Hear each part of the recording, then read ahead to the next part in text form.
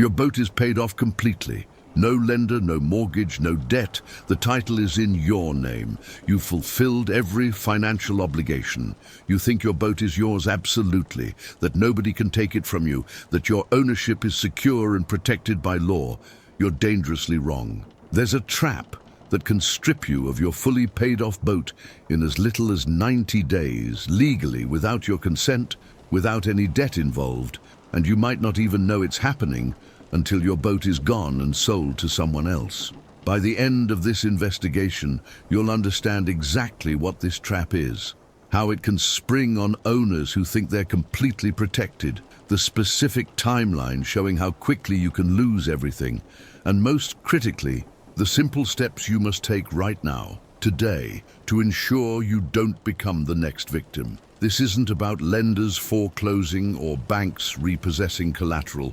This isn't about tax debts or criminal seizures. This is about a completely different mechanism embedded in maritime and commercial law that most boat owners don't know exists until the day they discover their boat has been legally seized, sold, and they have no recourse. What I'm about to reveal will make you check your marina account immediately, will change how you think about where you keep your boat, and will show you why tens of thousands of boat owners across America are at risk right now without realizing it. Stay with me, because the trap I'm describing has already claimed hundreds of boats this year, and the rate is accelerating as economic pressure mounts, and more owners make the simple mistake that triggers complete loss of their vessels. Let me start with a scenario that seems impossible, but is happening right now in marinas across the country. You own a 38-foot sailboat, paid off completely, titled in your name. No liens or encumbrances. You keep it in a marina slip where you've been a customer for 5 years. Everything seems fine until life gets complicated. Maybe you have a health issue that keeps you away from the boat for several months. Maybe work gets overwhelming and you lose track of non-urgent bills. Maybe you move and your mail forwarding isn't set up properly. For whatever reason, you miss paying your marina slip fees, not intentionally. You're not trying to avoid payment. You just miss a couple months. You figure you'll catch up when you get back to the boat, when things settle down, when you have time to deal with it. You're not worried because the boat is yours, paid for, and you have every intention of settling your account. Then one day you go to the marina and your boat is gone. Not stolen, not sunk, gone. The slip is empty. When you find the marina manager, they tell you they sold your boat 3 weeks ago. They tried to contact you, but you didn't respond. They followed legal procedures. They had the right to enforce their maritime lien, and they did. Your boat sold for $25,000 at auction. After deducting the $4,000 you owed in back fees, after taking their legal costs and administrative charges, there was supposedly $15,000 remaining. They sent you a check for $8,000, claiming additional costs consumed the rest. Your $50,000 boat, paid off and yours, was taken and sold without your explicit consent, and you received a fraction of its value. This sounds like theft, like it must be illegal. But it's completely legal under maritime lien law in every state in America. And it's happening with increasing frequency as the boat market collapse creates more owners falling behind on marina fees and more marinas aggressively enforcing their lien rights. Now let me explain exactly what maritime liens are and why they create this trap that can take your fully paid-off boat. A maritime lien is a legal claim against a vessel itself, not against the owner. This is the critical distinction that most boat owners don't understand. When you sign a marina slip contract, you're agreeing to terms that automatically grant the marina a maritime lien for any unpaid fees. This lien attaches directly to your boat, making the boat itself the collateral for the debt. The lien is superior to almost every other claim, superior to your ownership, superior to any loans you might have paid off, superior to nearly everything except federal maritime liens and certain other priority claims that rarely apply to recreational boats. This means if you owe the marina money, they can seize your boat, sell it, take what they're owed, and you get whatever remains only after they've satisfied their entire claim, including fees, costs, and charges that can accumulate rapidly. The timeline for this process varies by state, but in many jurisdictions, it's shockingly fast. In some states, mariners can file and enforce liens in as little as 30 days from when fees first become delinquent. In most states, the timeline is 60 to 90 days, but regardless of the specific period, it's far shorter than most boat owners realize. And critically, the marina doesn't need your permission or cooperation to enforce the lien. They just need to follow the statutory procedures, which typically involve sending you notices by mail to your address on record, filing paperwork with county and possibly Coast Guard authorities, and then either selling the boat at auction or through a broker. If you don't receive the notices because your address is wrong, or if you receive them but don't respond properly within the required time frames, the process continues without you. Your failure to respond isn't a defense. The marina followed the rules. Your boat is legally seized and sold, and you're left with whatever they decide to give you after they've taken everything they claim you owe. The acceleration of this trap in the past 2 years ties directly to the boat market collapse and the economic pressures facing both owners and mariners. During the pandemic boom, thousands of people bought boats they couldn't actually afford long term. They qualified for financing based on low interest rates and optimistic projections about their future income. They didn't budget adequately for the ongoing costs of ownership. The marina fees, insurance, maintenance, all the expenses that continue month after month, regardless of whether you use the boat. When interest rates skyrocketed, when inflation hit, when the economy softened, these owners found themselves stretched financially. The boat that had seemed manageable became a burden. Marina fees that were $800 a month jumped to $1,200 as mariners raised rates to cover their own increasing costs. Insurance premiums doubled or tripled, particularly in hurricane-prone regions. Owners trying to juggle multiple financial obligations sometimes let marina fees slide, figuring they'd catch up later, or that the marina would work with them on payment plans. Many marinas did work with owners, at least initially. But as delinquencies increased and mariners faced their own financial stress, their tolerance decreased. They needed revenue, and they needed to clear out boats that weren't generating income.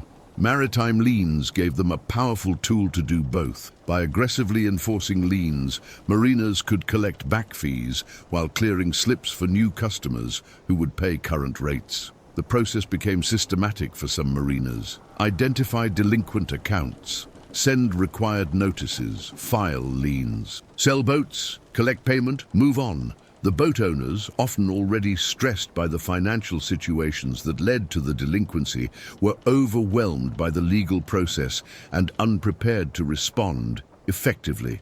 By the time they realized the severity of the situation, their boats were already sold. Now let me show you the specific ways this trap springs, because understanding the triggers is essential to avoiding them.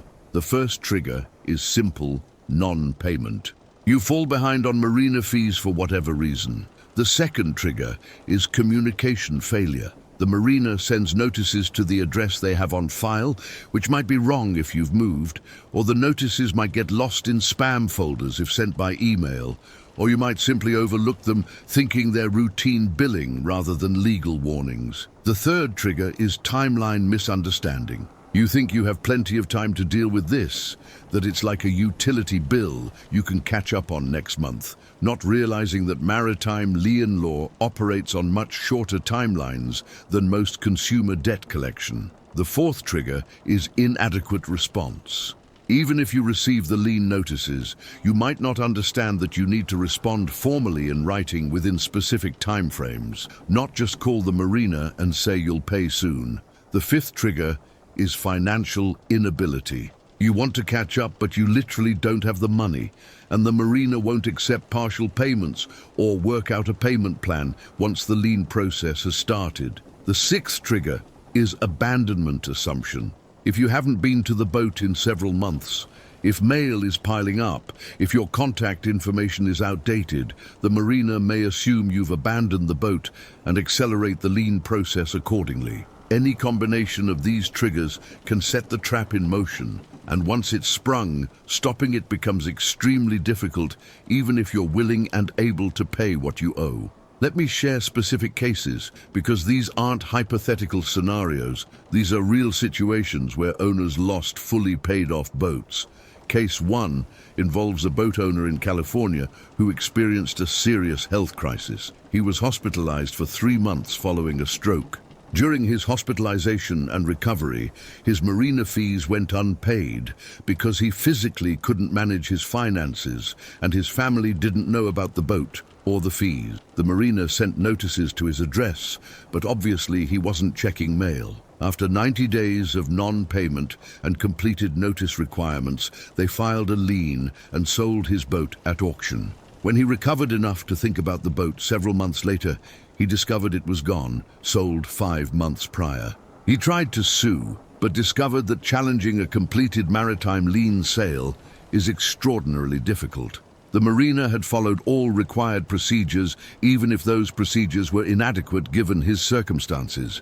He lost a boat worth $60,000, received a check for $18,000 after the marina took their fees and claimed costs, and spent another $15,000 in legal fees, trying unsuccessfully to recover more. Case 2 involves a couple in Florida who fell behind on marina fees during a period of unemployment. They were actively trying to sell their boat to resolve the situation, but the market was soft and no buyers materialized quickly enough. The marina filed a lien and scheduled an auction, while the couple was still negotiating with potential buyers. The boat sold at auction for significantly less than what private buyers had been offering. After the marina took their fees and costs, nothing remained for the couple. They lost a boat worth $45,000 and received zero compensation. Case 3 involves an owner in the Pacific Northwest who moved to another state for work. He arranged automatic payments for his marina fees, but the payment system failed due to a bank error that froze his account. He didn't realize the payments weren't going through because he wasn't closely monitoring that account. By the time he discovered the problem 3 months later, the marina had already filed a lien. He immediately paid everything he owed, but the marina refused to release the lien, claiming they had already incurred legal costs and were proceeding with the sale. He hired an attorney who managed to stop the sale temporarily, but the legal costs and accumulated marina charges exceeded $20,000 to resolve a situation that started with $4,500 in missed payments. These cases illustrate how quickly the trap can spring and how difficult it is to escape once it's triggered. Now let me explain why this trap is particularly dangerous for owners who think they're safe because their boats are paid off. Many boat owners operate under the false assumption that because they own their boat outright without any debt, nobody can take it from them. This is wrong. The maritime lien isn't dependent on whether you have debt. It's dependent on whether you owe money to the marina for services rendered for the slip space you're occupying. That debt to the marina creates the lien automatically under the terms of your slip contract, and that lien can be enforced regardless of whether you have any other debts or obligations related to the boat. In fact, boats that are paid off are sometimes more vulnerable because there's no lender monitoring the situation. If you have a boat loan, the lender typically requires you to maintain insurance, and they often monitor your account status because the boat is their collateral. If you fall behind on marina fees, the lender might learn about it and intervene to protect their interest. But if your boat is paid off, there's no lender watching out for their collateral, no third party with a financial stake in preventing the marina from seizing the boat.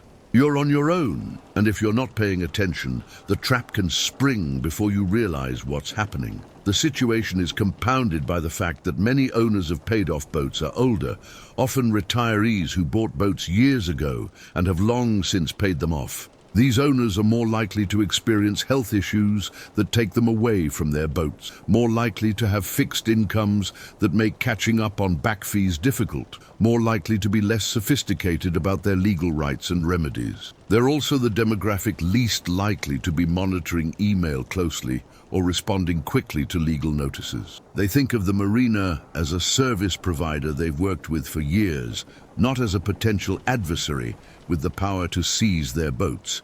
Now let me address what marinas claim as justification for aggressive lien enforcement, because understanding their perspective is important, even if it doesn't excuse outcomes that seem unjust. Marinas argue that they're providing a valuable service, the slip space, and that when owners don't pay for that service, the marina loses revenue while still incurring costs. They have to maintain the infrastructure, provide utilities, pay insurance, meet regulatory requirements. An unpaid slip represents lost income that can't be recovered if the owner simply abandons the boat. Maritime liens, they argue, are their only practical remedy for collecting what they're owed and clearing out boats that aren't generating revenue. Without the ability to enforce liens quickly, marinas would be vulnerable to owners who could simply stop paying and leave boats indefinitely, knowing the marina has no efficient recourse. From this perspective, maritime lien law is working exactly as intended, giving marinas the tools they need to manage their businesses and deal with non-paying customers. The problem, from the boat owner's perspective, is that the law gives marinas extraordinary power with minimal oversight and limited protections for owners who might have legitimate reasons for falling behind or who might not receive adequate notice of the proceedings. The balance of power is dramatically tilted toward the marina, and the speed of the process leaves little room for owners to respond effectively, especially if they're dealing with the kinds of life circumstances that led to the missed payments in the first place. So what can you do to protect yourself from this trap? The answer involves multiple layers of prevention because no single measure is sufficient. First, and most obviously, never fall behind on marina fees. Prioritize these payments above almost everything else related to the boat. Set up automatic payments if possible, but then monitor them religiously to ensure they're going through.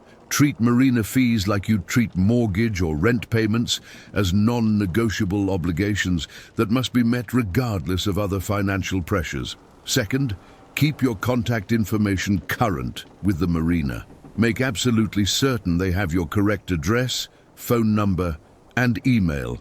Update this information immediately if anything changes. Confirm periodically that what they have on file is accurate. Many lien proceedings go forward because owners don't receive notices sent to outdated addresses.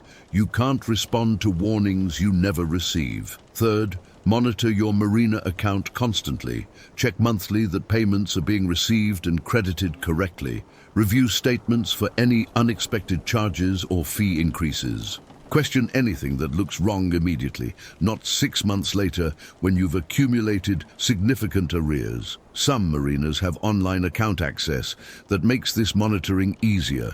Use it. Fourth, read your marina contract carefully and understand the lien provisions. Know exactly what rights the marina has, what notice they're required to give, what timeline applies in your state. Understanding your contractual and legal situation is essential to protecting yourself. Many owners never read their contracts carefully and then are shocked when the marina exercises powers they explicitly reserved. Fifth, if you're going to be away from your boat for an extended period, whether due to travel, health issues, work, or anything else, make arrangements in advance. Prepay your slip fees for the period you'll be gone. Give the marina emergency contact information for someone who can handle matters if you're unreachable. Consider giving a trusted friend or family member power of attorney specifically for boat-related matters. Sixth, if you do fall behind for any reason, communicate with the marina immediately and proactively.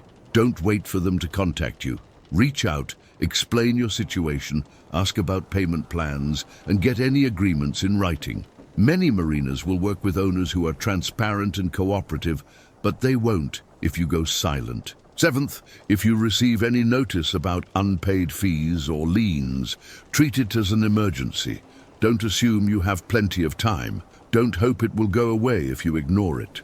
Respond immediately in writing, not just by phone, and if the notice indicates legal proceedings have started, consult with a maritime attorney right away. The cost of an attorney is far less than the cost of losing your boat. Eighth, consider whether keeping your boat in a marina slip is the right choice given your financial situation and how actively you use the boat. If you're stretched financially, if you're not using the boat regularly, if you're concerned about your ability to consistently pay marina fees, explore alternatives. Dry storage is typically less expensive and involves different legal frameworks.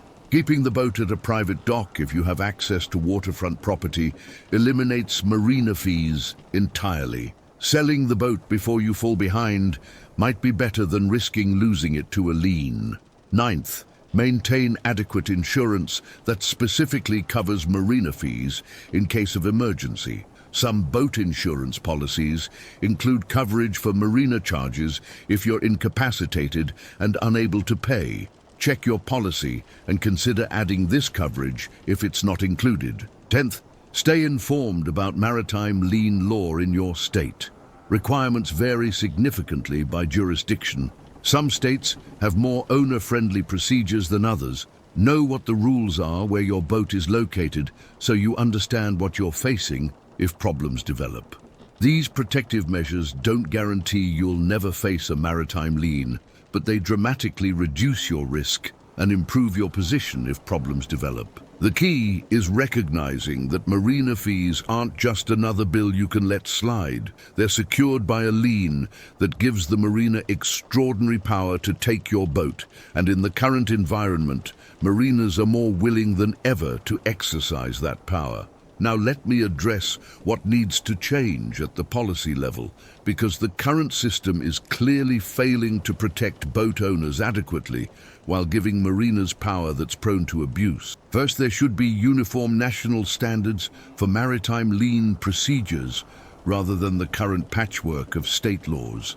Timeline requirements, notice standards, owner protections, all of these should be consistent across jurisdictions, so owners know what to expect regardless of where their boats are located. Second, notice requirements need to be substantially strengthened. Marinas should be required to make multiple attempts through multiple channels to contact owners, not just mail letters to an address that might be wrong. They should be required to confirm receipt of notices or at minimum demonstrate that extraordinary efforts were made to locate and notify owners before proceeding with liens. Third, there should be mandatory mediation or settlement conferences before liens can be enforced, giving owners and marinas a neutral forum to resolve disputes, arrange payment plans, or at minimum ensure that owners understand what's at stake and what their options are. Fourth, the timeline for lien proceedings should be extended to give owners more time to respond, particularly for boats that represent substantial value. 30 or 60 days is often insufficient for owners dealing with the kinds of circumstances that led to missed payments in the first place. A minimum of 90 to 120 days for boats over a certain value would provide more reasonable time for owners to address situations. Fifth, standards for reasonable value in lien sales need to be clearer and enforced. Marinas should be required to obtain independent appraisals and market boats actively to ensure they're achieving fair market value, not just selling quickly to their preferred buyers at prices that leave nothing for owners. Sixth, surplus proceeds from lien sales should be absolutely required to go to boat owners after legitimate documented costs are deducted. The current practice of marinas claiming inflated or questionable costs that consume all surplus is unacceptable. Detailed accounting should be mandatory and excess charges should be prohibited. Seventh, owners should have a right of redemption for some period after sale, allowing them to reclaim their boats by paying the debt plus reasonable costs even after the marina has sold them. This is standard in mortgage foreclosures and should apply to maritime liens. Eighth, there should be oversight of marinas that file frequent liens or that show patterns of aggressive enforcement. Marinas that abuse the system should face penalties or loss of their lien rights. None of these reforms will happen quickly because maritime law is complex and changing. It requires coordinated action at federal and state levels. But awareness is the first step. The more boat owners understand how vulnerable they are, the more pressure builds for better protections. The trap that can take your fully paid off boat in 90 days is real. It's legal. It's happening right now across America. Boats are being seized and sold under maritime lien laws that most owners don't understand until it's too late. The owners losing boats aren't deadbeats or criminals. They're ordinary people who fell on hard times, who got confused about their obligations, who didn't realize how quickly things could spiral out of control. They're victims of a legal framework that gives marinas extraordinary power with minimal owner protections. Your fully paid off boat isn't as secure as you think. The title in your name doesn't protect you from maritime liens. Being debt-free doesn't shield you from seizure if you owe marina fees. And the process moves faster than you imagine, from first missed payment to sold boat in as little as 90 days in some states. The trap is real, the threat is immediate, and your boat is at risk in ways you probably never imagined. Check your marina account today, make sure you're current, confirm your contact information is accurate, read your contract. Understand your vulnerability, because the trap doesn't wait for you to be ready, and once it springs, your options are limited and your boat may already be gone. That's the brutal reality of maritime liens and how they can take your fully paid off boat. That's why boats are disappearing from owners who thought they were protected. And that's why you need to understand this threat and take it seriously starting right now, before you become another statistic, another boat owner who thought they were safe until the day their boat vanished, and they discovered that ownership means far less than they believed.